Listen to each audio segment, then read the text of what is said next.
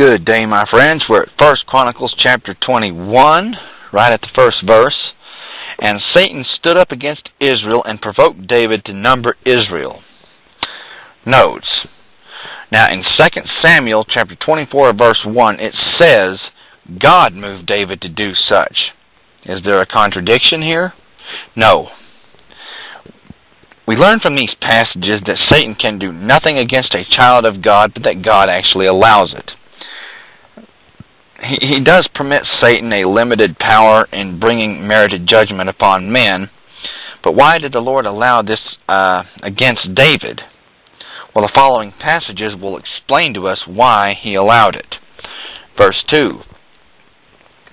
And David said to Joab and to the rulers of the people, Go and number Israel from Beersheba even to Dan, and bring the number of them to me that I may know it. Notes. Now, what the Philistines, Ammonites, and Syrians have failed to effect, this mental weapon of subtle temptation accomplished, and it was pride. Now, what could be more laudable than to verify the truthfulness of the promise made to Abraham that his children should exceed the stars in multitude? Well, however, to seek to carnally verify a divine promise will bring deadness to your soul. And such a desire leads not to the Bible, but from the Bible. Verse 3. And Joab answered, The Lord make his people 100 times so many more as they be. But, my lord the king, are they not all my lord's servants? Why then does my lord require this thing? Why will he be a cause of trespass to Israel? Notes. It was not wrong to take a census. However, to do so, you can find it in Exodus chapter 30, verse 12. There was a demand for a half shekel of silver to be paid for each individual. It was referred to as ransom money, meaning in essence that all the children of Israel were purchased by the blood of the Lamb, because silver was a type of redemption in the Old Testament terminologies. Now, in ignoring this command of the Lord to pay the ransom money, a half shekel of the sanctuary for each person taken in the census, David was bypassing the cross, which God cannot allow, and he's going to get the back end of his noggin swatted around a little bit. Verse 4. Nevertheless, the king's word prevailed against Joab. Wherefore Joab departed and went throughout all Israel and came to Jerusalem. Notes. Now it is very, very doubtful that Joab would have known of the admonition of the payment of the half shekel, but he felt that what David was doing was wrong, which it was. And it does seem as well that David never bothered to consult the word, even as he didn't bother to consult the word concerning the transportation of the ark. It's found in chapter 13, and that ended very disastrously. God cannot abide a violation of his word, even in his most choice of servants, such as David.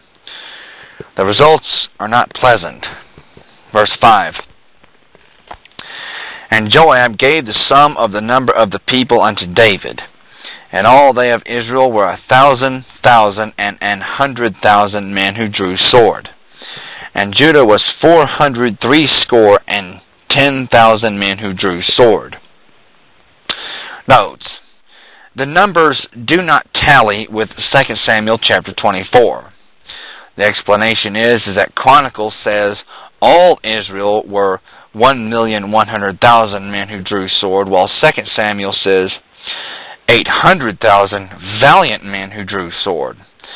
Evidently, 300,000 were young soldiers that could not justly be deemed as valiant. Similar details appear respecting Judah. 2 Samuel states that the men of Judah were 500,000. Chronicles records that the number as 470,000. Now, evidently, therefore, the remaining 30,000 were either untrained men or they were non-combatants. Be that as it may, verse 6, But Levi and Benjamin counted he not among them, for the king's word was abominable to Joab. Notes. I'm going to shoot this point blank. Joab was a man of the world, and he proved to be quite a thorn and a thistle in David's side on many occasions. He had not the spiritual insight of David, and yet at times such will have a better spiritual insight than a self-willed believer. Well, we can see that happening right here. This worldly man who cares for really nothing but himself is actually using more common sense than the man of God. What a pity. Verse 7. And God was sore displeased with this thing, and therefore he smote Israel. Notes. Well, the Lord was displeased because David had ignored, when taking the census, the payment of the ransom money of silver, which typified redemption, which of course typified Calvary in respect. The Lord will smite all who follow this course, without any exception. In fact, he has no choice. It is the judgment of God on Christ which speaks of the cross, or it's the judgment on the people. If the cross is ignored, the judgment is the inevitable result.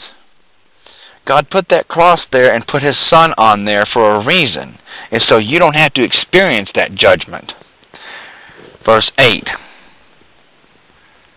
And David said unto God, I have sinned greatly because I have done this thing. But now I beseech you, do away the iniquity of your servant, for I have done very foolishly. Notes. Let everyone who hears my voice understand, to treat the cross with disdain is a great sin. All who ignore the cross do so very foolishly. Verse 9. And the Lord spoke unto Gad, David's seer, saying, Go and tell David, saying, Thus saith the Lord, I offer you 3 things. And I'm going to stop right there. Notes. The Lord presently is speaking to his prophets, at least what precious few there actually are, and regrettably the modern church is not hearing and obeying the message. Unfortunately for David, he actually did listen, and listen to what God offers him. I'll continue. Choose you one of them, that I may do it unto you.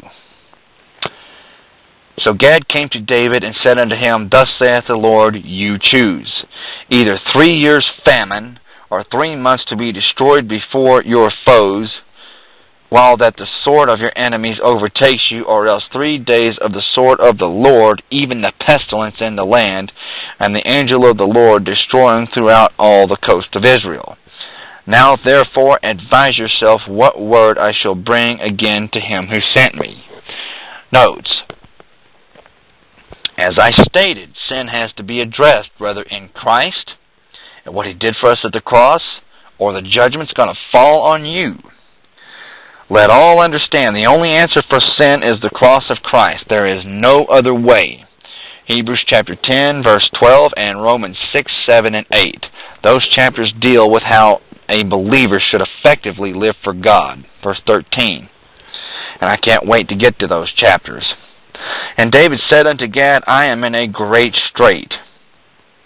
Let me fall now into the hand of the Lord, for very great are his mercies, but let not me fall into the hand of man. Notes. Sin does exactly this. It puts a person in a very great and dire straits. Well, the choice that David made was very bad, but at any rate, it was an extremely wise choice. Verse 14, So the Lord sent pestilence upon Israel, and there fell of Israel 70,000 men. Note, now in Exodus chapter 30, verse 12, the Lord said that there would be a great plague among them if the half shekel was not paid as ransom money for each person. Well, it should be understood here that God means what he says, and what type of pestilence it was, we aren't really actually told. And we must pick up in chapter 21, verse 15 of First Chronicles. Thank you, and God bless. I'll see you later. Bye-bye.